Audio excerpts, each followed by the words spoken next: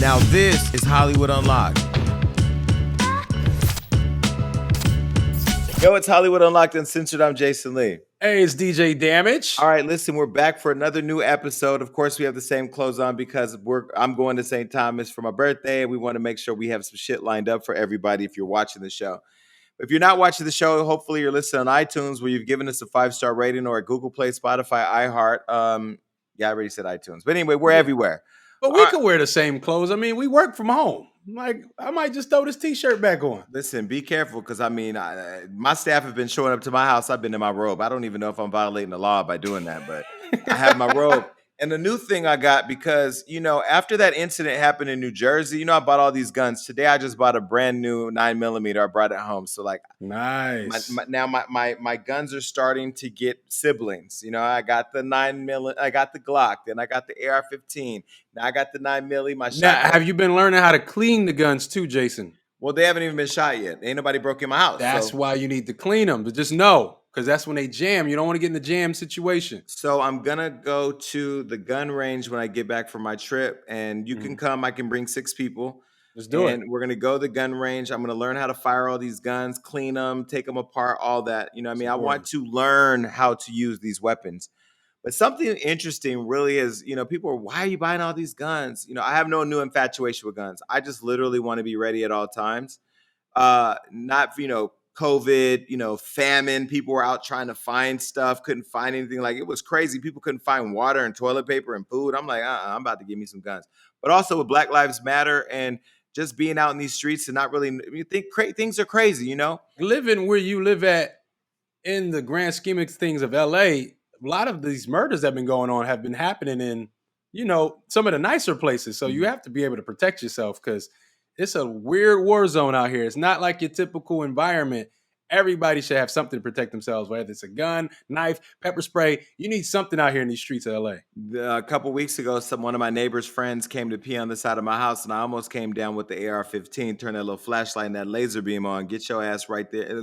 Don't come on my property. I'm telling you right now. Don't even accidentally ring my doorbell because I'll be ready to go. But what I was starting to say was what that incident that happened in New Jersey where that judge was in her basement talking to her son. Her son went upstairs. The man knocked on the door, was from FedEx. He opened the door and the man killed him and shot his dad.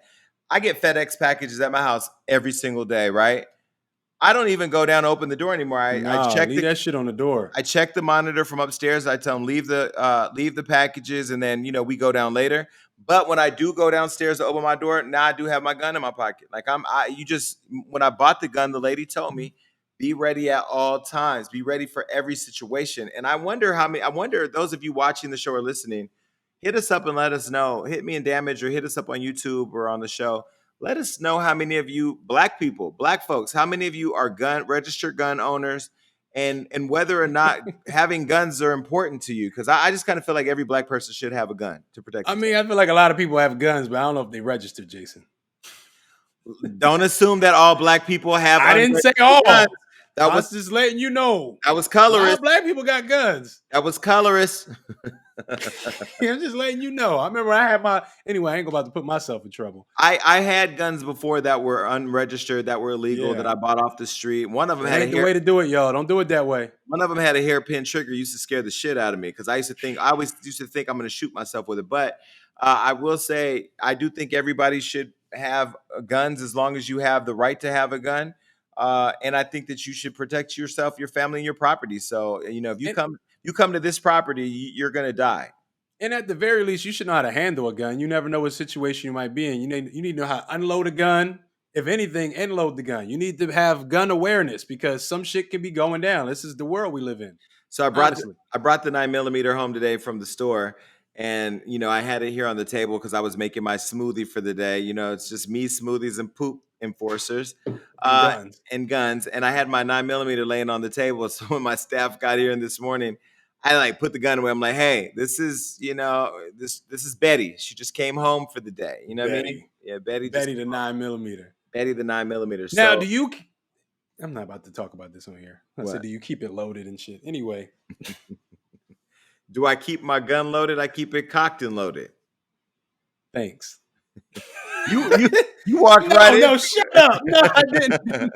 I didn't No, make none of no. this You up. know what? I do keep my guns loaded, but I don't keep them cocked because I don't want to have any accident where the trigger accidentally gets pulled, you know what I mean, or something happens. So, but I do, but I leave it right there. One's by my bed at night, and the rest are close by, and it don't take but a second to cock it. But yeah, And people that's listening to this, we're not talking about gun violence. We're talking about safety and protection. You have to protect yourself. We are public figures. We out here in LA. It's a danger zone. Even if you're a celebrity, you have to stay protected. We're not walking outside trying to hide our guns on our body in case something pop off. We're talking about having guns in our home. Don't get it confused. well, I did apply for my concealed weapons permit. You So, can't get that. damage. You're talking to Jason Lee. Don't ever underestimate me. Just I'm at the final step of my process. When I get it, I'm telling you, you may not want to run up on me too fast. Just say hello, because I'm paranoid. I went out to brunch the other day and I sat on the street, just exposed. Not the brunch we went to, but a different place, and it was like right on the curb where like people were just rolling up at a stoplight, Mhm. and I just I don't know, I don't trust it these days. So it's a weird place. But anyway, yes, I think you should definitely protect yourself. We're not talking about gun violence. We're not promoting gun violence. We're saying we're promoting be safe, protect your kids, protect your family. A shout out to that judge. I can't even imagine your son your only kid get murdered, your husband gets shot by the FedEx guy. Horrific. And if I'm not mistaken, the husband is still in the hospital. Yeah, he's still critically That's wounded. crazy. So the guy wasn't a FedEx person. He was an attorney that had been before this judge before, who just had it out for her. And apparently, he had allegedly killed somebody here in Southern California. Came to her house dressed as a FedEx guy with a box. And then the people that sell me my guns, they were telling me, the guy, he used to be a cop. He was telling me that that when he was serving people, he worked for some other company where he was serving people like summons for court. He would dress up like FedEx and come to your house, and when you open the door, he'd serve you. Yeah. I'm like, don't come here and play that shit at my house, because I have cameras everywhere, and I'm looking at my cameras all day long to make sure. Don't even I know when the gardeners come. There's no other reason for anybody to be on my property, and I feel like all of us that have homes or that have property, you have the right to protect yourself. Apartments, even apartments, you live in an apartment, protect you. If somebody come in that door, and that's the sad part about Breonna Taylor, right? You guys broke into her house, Mhm. the wrong house. You fucking they defended themselves as homeowners should, and you shot her dead. Like, that's isn't that crazy? And there's still no damn justice. It's been 100 at this point. This is probably going to air later. 106 days, maybe. Well, it was 106 days our last podcast, so this is probably like 112.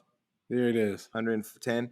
But this that happened to my uncle before, where they raided my grandmother's house on accident, and when they opened the door, he was sweeping the floor, and they thought Mhm. he had a gun, and they shot him. I mean, he got a lot of money from it, but these things actually happen. So I don't know. What do you think about no knock warrants? Are you opposed? I mean, it's crazy because it happened to me before. Really? Yeah, somebody I was living with when I was in my college days. One of my roommates was dating a guy that lived next door, and he shot the corner store owner of the restaurant, the corner store, the bodega. He shot him and killed him, or shot him? He just shot him, and they ran into my apartment thinking that it was his apartment because he lived literally next door.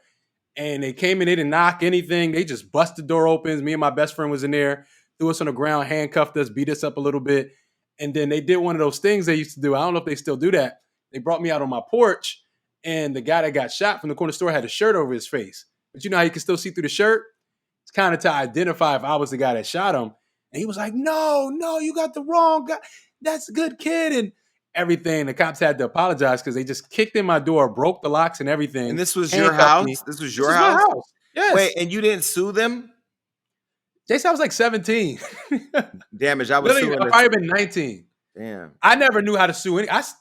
I didn't know anything about the judicial If you the ever judicial system. you ever have a problem, this shit don't feel right, you call me. Just give me a percentage. I get you some money. I But sue.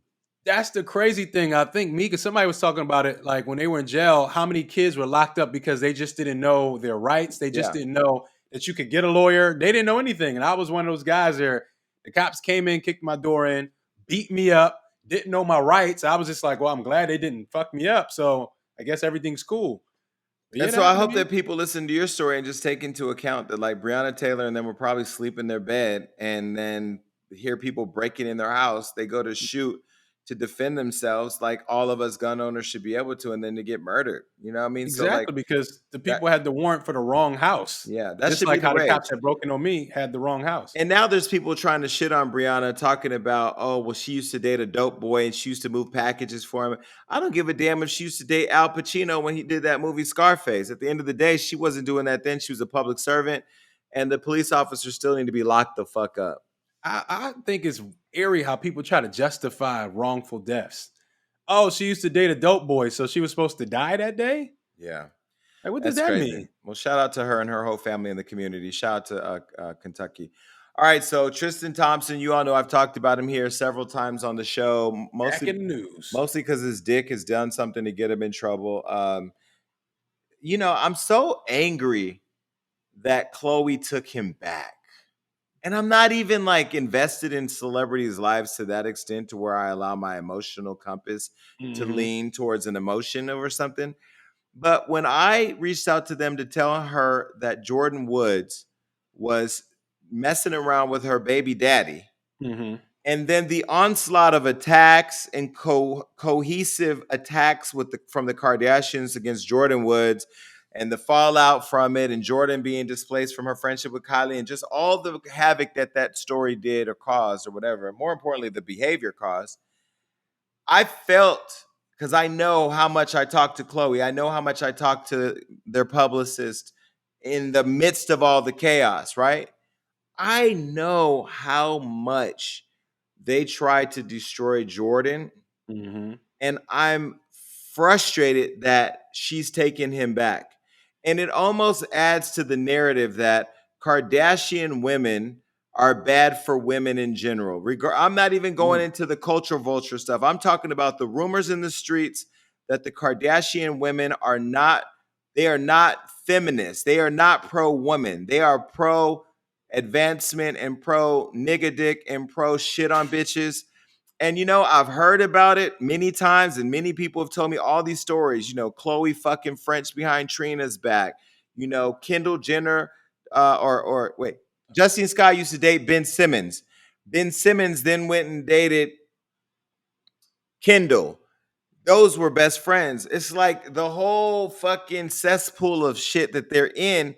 It's although we only focus on them taking the black man, we don't focus on the damage that they've done to other women. Some of you are probably watching saying, Hmm. Jason, your eruption of consciousness is barely happening because this is what the fuck we've been trying to tell you. I still fuck with the Kardashian hustle, but I'm just really disappointed. And I think Chloe has now turned the dial up on me watching how she has uh, taken this man back after publicly trying to destroy Jordan Woods. Now, I'm not saying that what Jordan did was right, or what Tristan did was right. But if you're gonna destroy Jordan, you got to destroy Tristan. I don't give a fuck if he's your baby daddy. My mama had a baby daddy, and many women have baby daddies that they don't fuck with no more.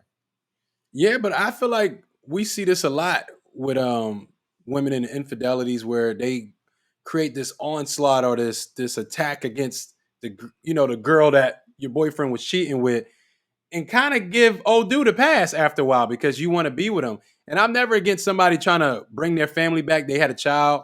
I love to see families put back together. So it's not really crazy for me to see. But you're right. If you put all that energy into destroying somebody's character and then you take the person back that they're connected to, it's like, so why is he off the hook? But the point is, you're always trying to destroy women. You're always trying to hurt other women. And so now I think I'm starting to get why so many women hate them. Mm, And then there's still the whole drama of why they are not friends with Larsa Pippen. mm. So now that I've been feeling this way, I've been starting to dig around. Larsa will not tell me, but Larsa, let me tell you something, darling. You're my friend, but being my friend don't do shit to me when I have a job to do. And I'm going to dig around and I'm gonna find out why the fuck y'all ain't friends. And when I find out, I'm going to put it out. Because I now need to understand what the fuck is happening, right? Like all the women that have been close to them that don't seem to, those that have seemed to do some or not seem to do anything to them, Trina, all these women, you all have problems with them. I now want to know why. So Larsa, I just ask you to still be my friend. when I spill the tea because that's what my job requires. So Do you feel like maybe they don't have a radar for what guy is hot at the time?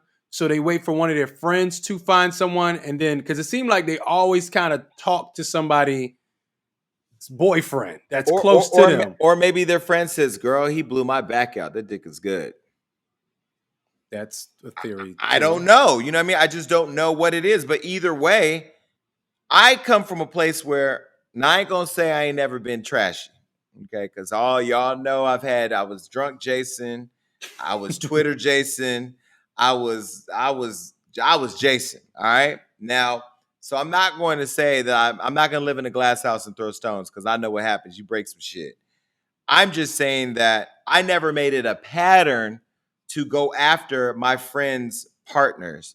Have Mm. I ever ended up in an entanglement with a friend's partner after they were done? God Yes. damn. Yes. Have I ever, has a friend of mine's partner at the time maybe met me and said, "Damn, like I want to hang with him?" Yes. So I mean, Now, yeah, but I've not is made that it a a practice. bad thing though? Because I have some friends that dated some girls and kind of wifed up girls that I used to talk to, and I ain't feel no way about it. So is it really like a bad thing? Like, I think what's it. that? What's that line? What's that I line? think it depends on the depth of the relationship, right? Like if you were with a Mhm. girl for 4 years, y'all had a Yorkie, like you fucking lived in an apartment together. You know what I mean? You guys were bit like on Instagram kissing every day for 4 years, and Yeah. you really loved her, and like they were your friends and hanging out with you guys, and maybe you guys even double dated with whoever they were talking to. Then all of a Mm. sudden now y'all not together, and then they are. Yeah. That would make me question, like, I not mean, only you was watching my girl the entire time, you were bro, waiting, you were plotting the whole time. and And you probably was throwing salt on my name And when I I wasn't hung out with around. somebody the other day, Damage, that told me something I never thought about. This person said to me, "If I'm your friend and I see you cheat on your girl who you're with, Hmm. I feel like if you would cheat on the person you sleep next to every night, the person that you give your sexual self to, the person who gives you their most intimate part of them, and that's their body, a person that you say you love and that you tell you love every day, if I see you cheat on them, I know you'll fuck me over." That's a great theory because I think, like you said, back to the extent of the relationship. Is this your wife or just a girlfriend? Is a girl you talk like? What's the levels of it? But I do think there's a lot to that because that's a big commitment when you laying down with somebody and you're supposed to be riding with them. Sometimes you are more intimate and more connected to your girl than your friends, but that's probably why they may not fuck you over and may will. I think it's a great theory though. I'm thinking about all my homies that cheated and see if they ever fucked me over and they never did. So that's why I'm like, I don't know. But I do tell you this. I will never be out with my homies if they cheating on their girl. If No? I know their girlfriend Why not? and they out doing some shit, I'm not doing it. I'm Why not a not? part of that. Why not? Because now you putting me into your mess that I don't want to be a part of. Now you're complicit. Now I'm complicit. Now when I come around, she's triggered by the shit you done did, and I ain't do nothing. I'm If not you doing if that. you were out with your boy and he cheated on his girl, and then you ran into his girl and she asked you if her man has ever cheated on her, what would you say? I mind my damn business. I keep walking. It's not for me to You can't tell. keep walking mid question. Yes, the fuck I can. Hey, you think, oh shit, I gotta go.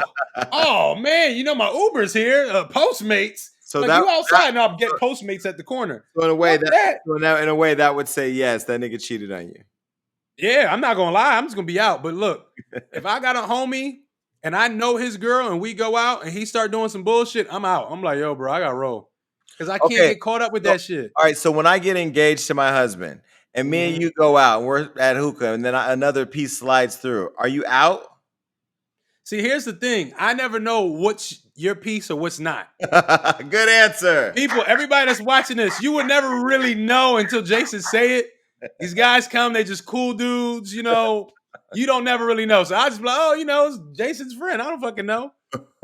That was a great answer. And you know what's so crazy when we first started the show? If you've been watching this show from day one, if you watched the actual show, there used to be so many friends of mine that would come to the show, right? And I never thought about them sitting in because the way the room was configured, there was a corner by the front door that was just like the most space in the background. So they sat there. And then when I started reading the comments, when people kept saying, like, who was that? Who was that? They all fine. They all look alike. I started putting them in the corner to the left behind Melissa because you couldn't see anything. But now now at the studio we don't have them come anymore.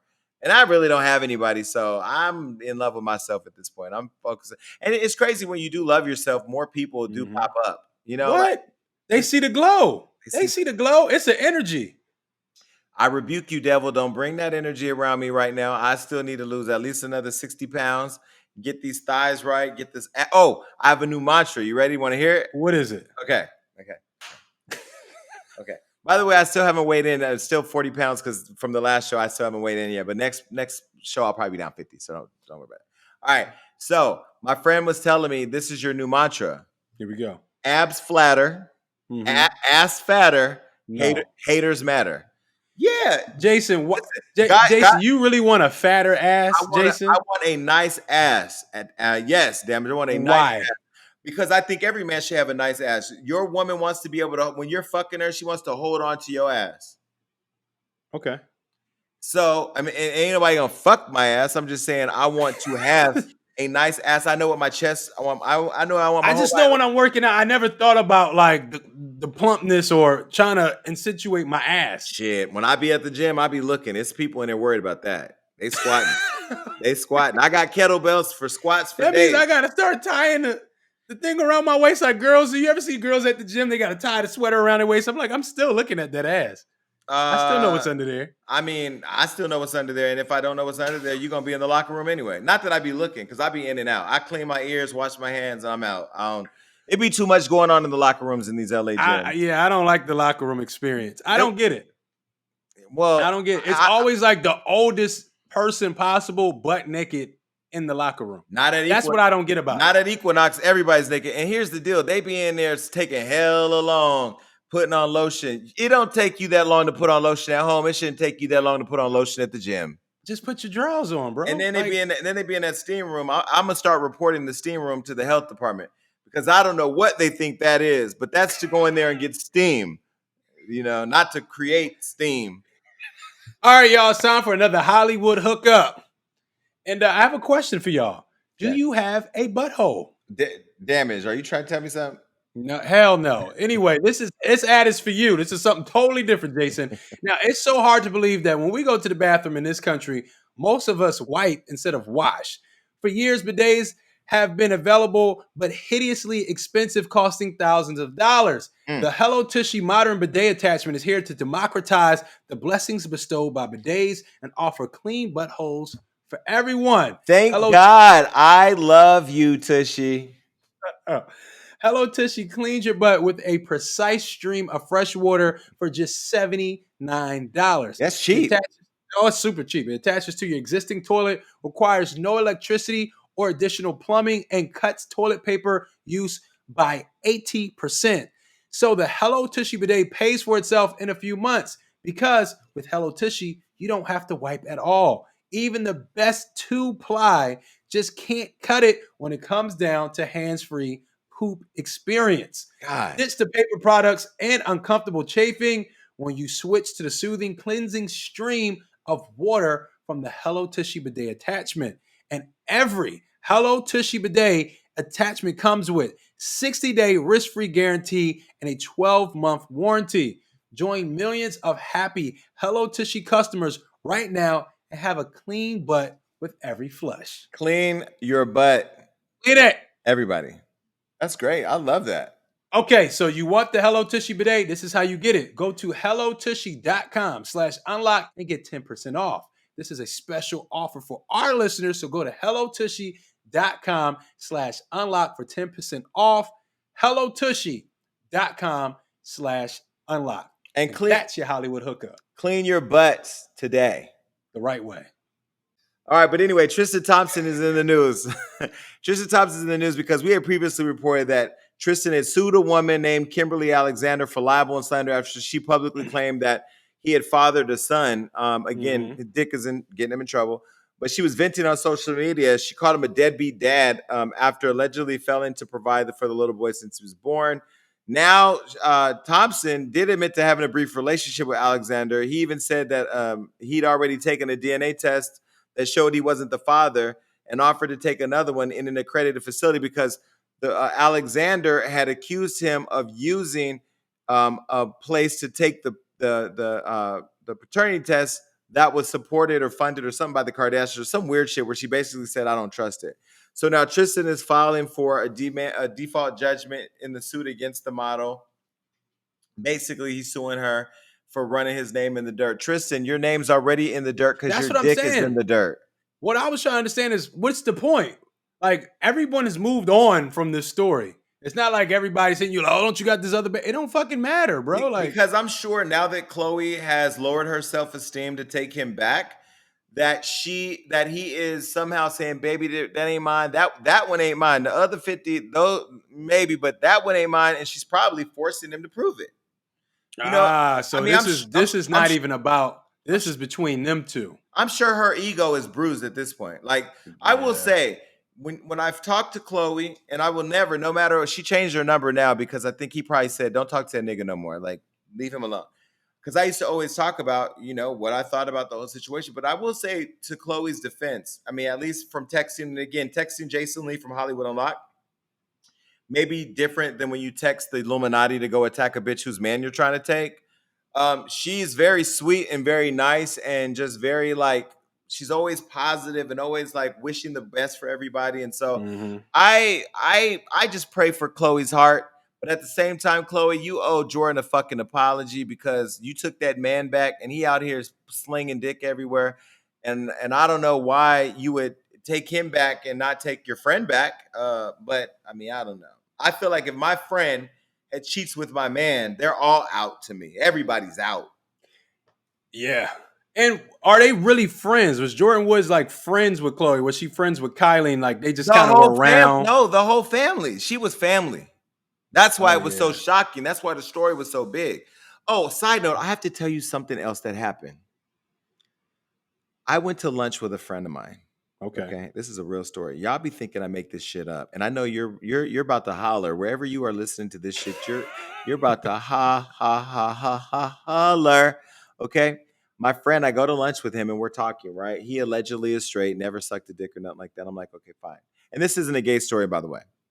Well, it's kind of weird, but it's not okay. Okay. So he says to me, "Yo, bro, me and my brother, we don't get along right now." I said, "Why not?"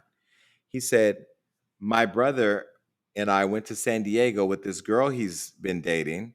And he said to me that his girl's fantasy on her bucket list is to always have sex with two men at the same time. And so he was like, do you want to hit? He asked his brother, did he want to fuck his girlfriend? They rent a hotel room. They go in. So my friend takes the shower while his brother's in the room with the girl. After he gets out the shower, he comes out, and now his brother has to go and take a shower. So while his brother's taking a shower, him and the girl start messing around. He starts fucking his girlfriend. The brother comes out, and then they start fucking her at the same time. And then when he finishes, the brother fucks her and finishes. And then the girl falls in love with the brother. Damn. And then he takes his brother to go play basketball. And when he drops his brother off at his game, his brother says, don't fuck her while I'm gone, bro. Like, that was what it was. He goes back to the hotel and fucks the girl again. Now the girl is in love with him. And now the brothers have fallen out. Damn. Is that crazy? Damn. That is wild. First of all, them niggas is wild for doing that together anyway. So it already started off shaky. Yeah. But that's what happens. Well, and he showed me he showed me a video of him recording his brother fucking the girl. He can't fuck, so clearly I understand why. If he has a stroke, they were taping it. Yes. Wait. The brother was taping his girl, and that's crazy. But this is why women are afraid to have. Wait, I still have incisions. I still have things. Hold on a minute. Why did he need that documented? No, the brother who fucked his brother's girlfriend was taping the whole thing. No, fucked his brother fucking his girlfriend. No, fucked. Okay, the girl has a boyfriend. And the boyfriend has a brother. The brother was fucking the boyfriend, fucking his own girlfriend. recording the boyfriend fucking the girlfriend. Yes. Okay, you didn't say that. You didn't just say that. Did I? I didn't. Oh, I said you thought I said the boyfriend was recording the brother fucking his girlfriend? That's what you were supposed to say. Oh no, that's But not what this happened. is why women be scared to have threesomes, because they feel like you gonna fuck her, then you gonna go off on your own and keep fucking her. That's Right. what she did. So, ladies, no, this happens both ways. I don't know why two brothers are fucking one girl, but it can happen either way. No Yeah. one's safe. So you wouldn't let your brother fuck your girl? Never. Especially with me in a room with my dick out. Never. But what if it was Thanksgiving? What that mean? It's the season to give. No. So even if No. under no No. circumstance. There's no. First of all, there's What not if, but even what a if your reason. well, what if your brother came to you and said, "I need you to save my relationship and fuck my bitch"? He can leave. Damn, you supposed Like to, if he's begging me to Yeah. fuck his girl, all right, man, shit. But you gotta go. Well, you ain't got to beg me. If your man is hot, just schedule it. Call Keisha. I mean, put it on the calendar. Wow. And Yeah. then the brother's wild because he went back and kept fucking her too. You supposed to have more loyalty to your brother. The brother dropped him off and drove straight back to fuck her. He said, "Oh, he ain't doing this right." Well, I haven't seen his video, so I don't know if he did it right or wrong. But either way, she got two dicks in one day, and they're brothers, I guess. So hey, all right. So what's up with Fat Joe? That's my boy. Shout out to Fat Joe. Salute to Fat Joe. You know he has his podcast. He interviewed Rick Ross off the hills of the Verses with Rick Ross and 2 Chainz, and they were talking about Drake because in both of the artists, I guess what you would say, turns, 2 Chainz and Rick Ross, they were playing their Drizzy verses. So Drake came up in the conversation. Ross said the love between him and Drake is genuine. They've been close for almost a decade now. They gift each other with stuff. And Fat Joe said Drake is possibly the hardest person to get in touch with. And let's be clear, every song he does goes number one. He's like the Michael Jackson of this time. They're saying Drake is the Michael Jackson of today. You shaking your head. You don't like that. I think that Drake is iconic. Yeah. I think that Drake is gonna be. He's a superstar who's on his way to becoming iconic. Mm-hmm. And I've seen him start from the bottom. We ain't going there. And I'm proud of Drake in every which way. But I think that the Michael Jackson of our time is clearly Beyonce. Like that is the Michael Jackson of our time. That would be the closest comparison. But let's be fucking clear, people. Michael Jackson is Michael Jackson. And if you didn't live through that era and you don't go back and watch YouTube videos or understand his impact on music and the culture and the world with his activism and everything he stood for, and fuck all the little molest allegations that weren't true and all that type of shit. But if you really go back and study Michael Jackson, and I ain't just talking about white Michael Jackson, I'm talking about black Michael Jackson, big brown nose Michael Jackson, Jerry curl before he got burnt up on Pepsi set commercial, Michael Jackson. Like, why are we like Beyonce is the closest thing to a Michael Jackson, but Bills ain't never gonna measure up to Billie Jean or Thriller. I think we stop comparing people to Michael Jackson. Michael Jackson is Michael Jackson. I watched a video where Michael Jackson came out on stage and stood there for like 20 seconds, and 100 people passed out and had to get taken to the hospital. Michael Jackson is Michael Jackson. Drake is amazing. Drake is something we never seen before, and it doesn't take away from Drake's accomplishment. No, Drake is Drake. And I feel like we don't need to do that. Now, shout out to Fat Joe. He can say whatever the fuck he wants. But I feel like Michael Jackson is his own thing. Like you said, like his presence was so powerful. Like, you know, you might see Drake at the club and I'm like, oh shit, that's Drake. Michael Jackson could never go to a nightclub. Michael Jackson could never go anywhere. And I would say, like, Beyonce can really she can really go nowhere either. Like Beyonce can't just walk up in the club, but she has walked up in the club. Yeah. Michael's not walking in a club. You can't. There wouldn't be enough safety for people if he walked in the club. But here's the thing about Michael Jackson: your grandmom loved him, your aunt, your uncle, your bus driver, the police, your son, everybody, your kids. Everybody was a fan, so it didn't matter where you went. It's no safe zone. It's like, oh, they really, they're not my fans. It's not my demographic.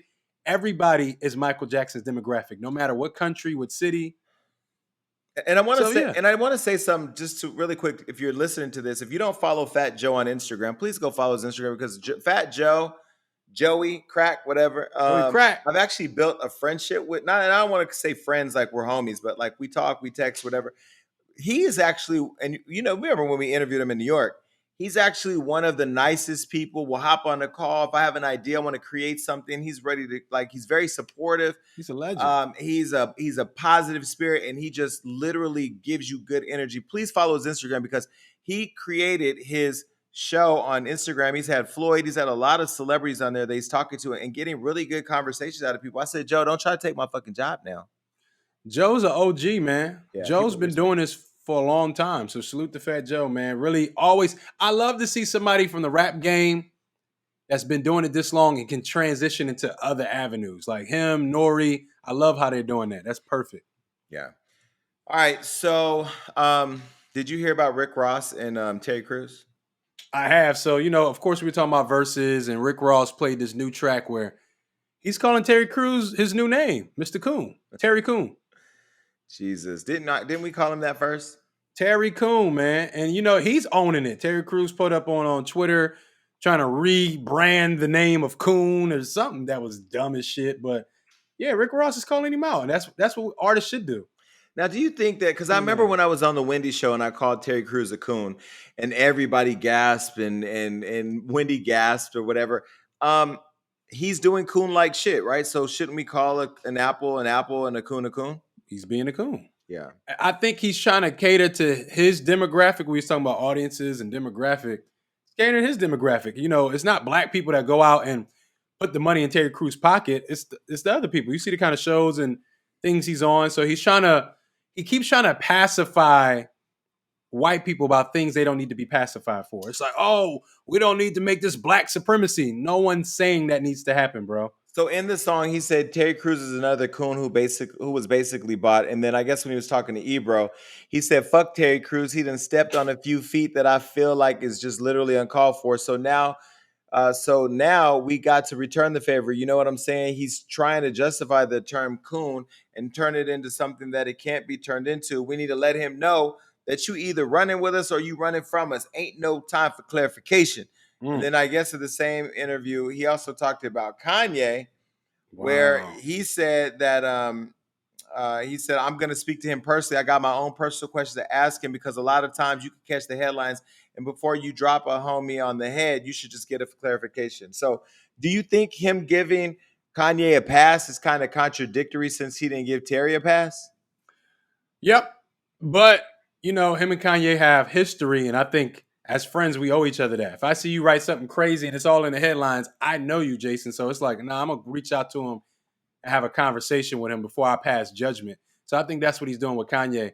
He clearly doesn't have a relationship with Terry Coon, and I don't think he wants one. Yeah. And I like Rick Ross, by the way. I've never met Rick Ross. I don't think I've ever met him, but I love his albums, and I like Rick. So, okay, cool. Yeah. I've been around him a few times. He got this really dope fatherly vibe, and I can see how he's reached the success he's reached. I ain't calling him daddy. I don't give a fuck what he feel like. I didn't want you to call him daddy. I got daddy issues. All right, so Lauryn Hill, I love Lauryn Hill. She's always been a weirdo. The one of the few celebrity moments that I've had. You guys think I got beef with Nicki and I've said bad things about Meg or whatever you feel like. I've never had a real bad celebrity encounter.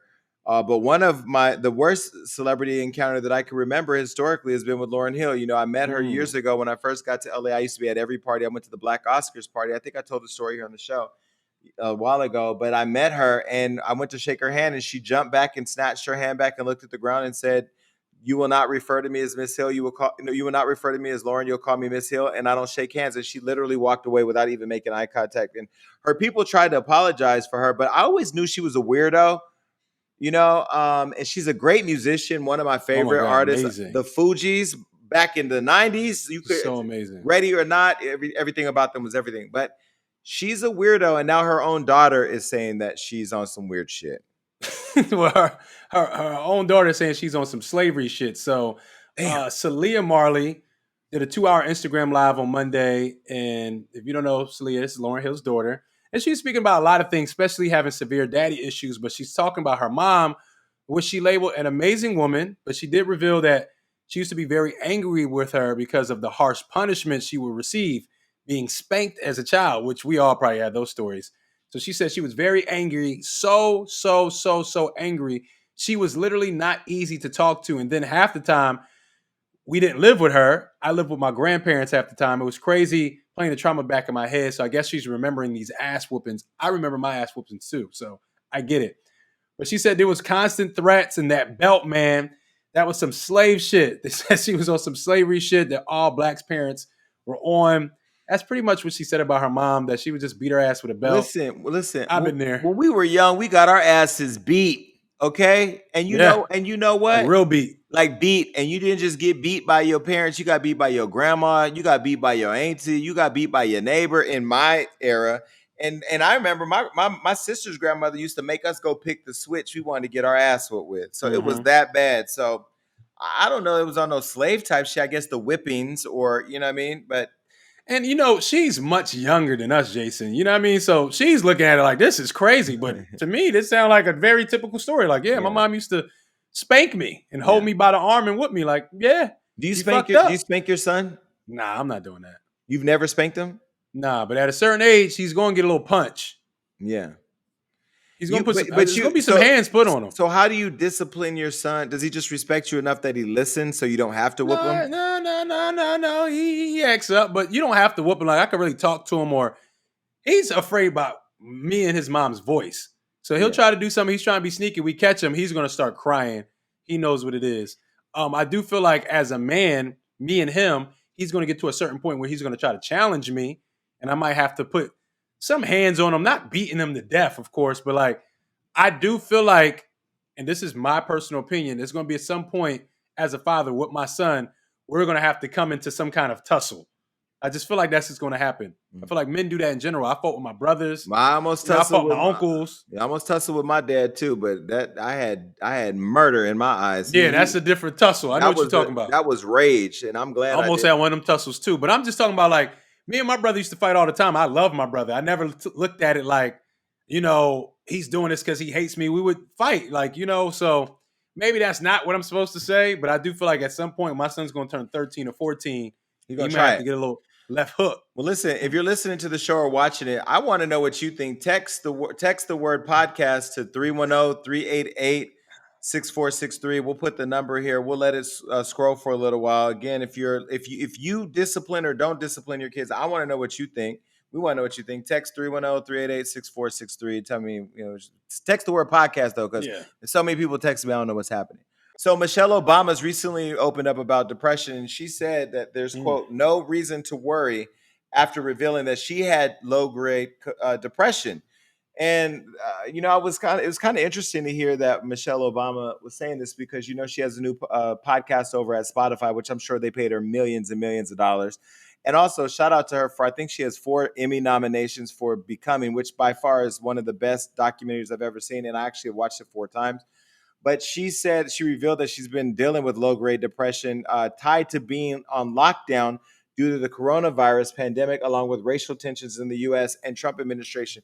She said, spiritually, these are not fulfilling times. I know that I am dealing with some form of low grade depression, not just because of the quarantine, but because of the racial strife and just seeing this administration, watching the hypocrisy of it day in and day out is dispiriting. I have to say, I don't know about you, Damage. I would love to understand. But for me, I felt depressed and I felt overly anxious with those two combinations, going straight from the coronavirus and all of the pandemic and us being locked down in our homes and watching all the despair of everybody losing everything and people dying on Facebook every day, and the numbers and the reports coming in every day on the news, and also the Black Lives Matter and just the pure outrage and anger and wanting to be more involved and then being involved as much as you can, but also not wanting to get killed by COVID, that it did cause some level of stress and anxiety that I was just saying to myself, like, earlier this morning, that I've kind of disappeared from social media. Not really, like, I haven't done problematic in a couple months. I don't post my personal thoughts really that much because I've had to back the fuck up, because I see why people snap, because they do feel this low grade depression and keep feeling like they have to keep giving themselves and then have a mental meltdown. And I know I'm able to check in with myself and say, yo, I need to sit down for a minute. So What do you think about the first lady, our only first lady, coming out and talking about, feeling depressed? I could feel it. I can feel it from her point of view because you got to look at it. She was once a part of an administration that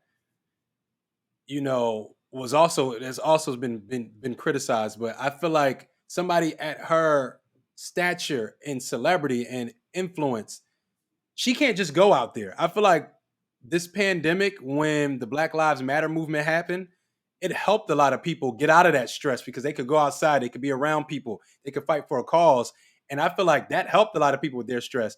But from somebody in her point of view, she's so removed, and not removed because she don't want to be a part of it, but like Michelle Obama just can't go out there and do everything. So she's watching everything happen. And I'm sure people are tweeting her. I'm sure people have questions for her. I feel like it's a mixture of isolated because you're a celebrity and she's bigger than a celebrity. I don't even want to say the word celebrity for Michelle Obama. One, two, you have like this influence where people are looking to you at some degree. People are looking at Michelle Obama and Obama's like, what are y'all going to do? And then three, it's like you can't really be out there physically to do anything. And I'm glad she finally has her podcast and a platform to kind of release some of that because I feel like it's all bottled in. All of us are bottled in with this pandemic and this quarantine. And I do feel like on the other side of things, maybe not for Michelle, this Black Lives Matter movement and going out and protesting gave a lot of people purpose during this whole pandemic. Well, after people, like you said, were going to her Instagram and saying stuff, she went to her Instagram and said, "A lot of you been checking in on me after hearing this week's podcast. First things first, I'm doing just fine. There's no reason to worry about me. I'm thinking about the folks out there risking themselves for the rest of us, the doctors and nurses, essential workers, all of all kinds. I'm thinking about the teachers and the students and parents who are just trying to figure out school life for the fall. I'm thinking about the people out there protesting and organizing for a little bit more justice in our country." And then she went on to say, "To feel whatever it is you're feeling, I hope you're listening to yourselves and taking a moment to reflect on everything that's coming at us and what you might be able to do about it." And that's exactly what I've been doing. And I hope that people are out there, consuming everything so that way you can stay involved and active and support. I even check on my social staff who have to post content every day of all the craziness that we see, because of how fucked up the country is. And I just have to say, man, it is okay to check out when you need to check out. I checked out from doing problematic and went and did my surgery and then focused on self-love and focused on inner healing and focused on this new journey that I'm on. It is an authentic journey. It is not a manufactured, I'm not branding it. You don't see me posting shakes and this and that. This is literally like Jason wants to feel good, look good, be good. He wants to exude good energy. And I'm not saying that problematic is going away because, of course, I'm going to bring that shit back. But I needed to take the time. I needed to feel, I was just too emotional damage. I would go to Instagram Live and start talking, then I'm crying. And it was more so because internally I had so many conflicts going on. And I know that there's people out there that are listening to the show who can relate, because when we talk here, and most of the time it's reckless because I know you guys love that bullshit. But I will say that you guys do fulfill me in many ways because this is like a reciprocated energy where we put out stuff and then you send it back, your criticisms and your positive notes or whatever. But, a lot of the people that I don't even know, damage, who are pure strangers, have given me so much positive, much more positive encouragement than people that I've known for decades. I And believe there's a it. woman, I don't know her name, but there's a woman who somebody sent, one of my followers sent me her Instagram, and she had connected with this little black boy. It was a white woman. She connected with this little black boy and created this little online thing where he would post on his mom's Instagram and she would post on hers. And it was like he wanted to give up life, and she wanted to inspire him to like do arts and stuff. So he wanted arts and crafts stuff. So she started this whole campaign, like asking people to donate to her Cash App so she could buy him some art stuff and or to buy and more art stuff to to give away to other people. And she was raising like, I don't know, couple $100 something. She ended up raising $1,500, and then I saw it and I said, I just cashed app her another 1,000, and I just DM'd her and said, "Hey, I love what you're doing. Just keep it going." And it's those kind of moments for her, for me, but also from other people to me, that give me encouragement to keep working on myself. Like they like, "Yo, we know you're gonna get back to problematic, but we hope you're happy. We love that you're taking care of yourself." So I would say, man, Michelle Obama is probably another person that there's only a few people that I have not met that I want to meet. Michelle Obama, Barack Obama, I want to meet them. I pray that I meet them. I've tried so hard to like be in certain situations, but maybe next fundraiser, if there's somewhere I'll pay to go. It's But definitely down the pipeline. yeah. I mean, just they represent everything that I think all of us want to be. You know, I just know that I couldn't be consistent as Barack and be like that good and that polished. Like I'll get an itching to do some shit. You know what I mean? Like I'd be wanting to fuck shit up.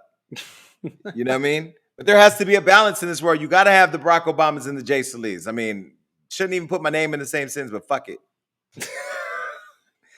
But look, Michelle, hold your head. I know you're fine. We all dealing with some kind of stress or depression, but I'm glad she talked about it because it helps other people speak about how they feel right now because a lot of people are going through it for real. And I'm glad we have a platform to help people get through it with our ratchet, funny, hilarious, and insightful conversations. Michelle Obama could have been and should have been the first female and first Black female president. She didn't want it. I would have voted. Would you not have voted for her? I would have voted for her. She didn't want it. Damn. She was already in that office. She was in that house. But she could have had tired. She could have had eight more years of like could you imagine? Because you already know how a Black woman rolls, right? She'd have rolled up on niggas at the UN like, look, let me just be very clear. I'm not fucking with y'all. Get it done. I get it. Damn. I get it. But they would have found a way to drag her through CNN for years. But that's what I love about her. She wasn't selfish. She didn't do it because she could have done it. She didn't do it because she just didn't want to do it. And I feel like, you know, there's so many people running. Like Trump don't give a fuck about America. I still don't even know what all shit he's done that we don't know about yet, you know? Like, this has been the craziest thing. Oh, my God, I forgot to tell you, too. The other day, I was sitting here in my house, and I told my friend, I said, hey, man, I'm getting into Forex trading because I know, you know, this cute guy who I've been hanging out with who all he does is trade money all day, and he's making money. Mm-hmm. That's what I want to do. I said, man, I'll start out, maybe put 10,000 or something. He was like, if you would have put 10,000 in Kodak film the other day, you would have made $473 million that day. Because the stock jumped because the government invested like $1 billion in all these different contracts. And the crazy part, Damage, is I know the major stakeholder in Kodak.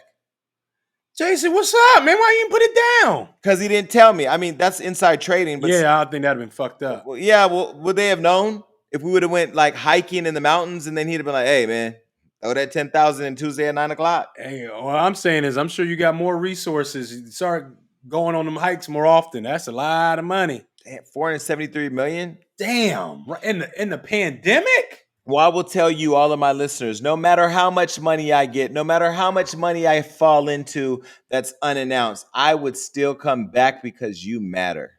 First of all, I was a millionaire today. I'm doing this show. If I woke up and rolled over and put my thumb on my Wells Fargo account app and it opened up and said 473,000,000.00.00, y'all would see the most disrespectful display of homosexuality online that y'all wouldn't even understand. Wait, how did we get there? Oh, because I would have flights coming from every country. South Africa, Colombia, Cuba, Puerto Rico, US. Ah, you supposed to be channeling your chi. It's all about you right now. Nah. Oh, I'm going to channel some chi. I'm going to tear some chi up. All right, well, look, that's it for today. I'm going to try to go a whole show with you, Damage, next time without being gay. I'm going to try. Don't worry, because I'm going to start talking about some wet-ass pussy a lot. Hey, don't worry about it. All right, well, look, on that note, I'm going to go check my allergies. We're out. Peace. Peace. What up, YouTube? Thank you for watching this reckless show. Yeah, and hit that subscribe button, and don't forget to hit the notification bell. And also don't forget to share and leave a comment because we are reading.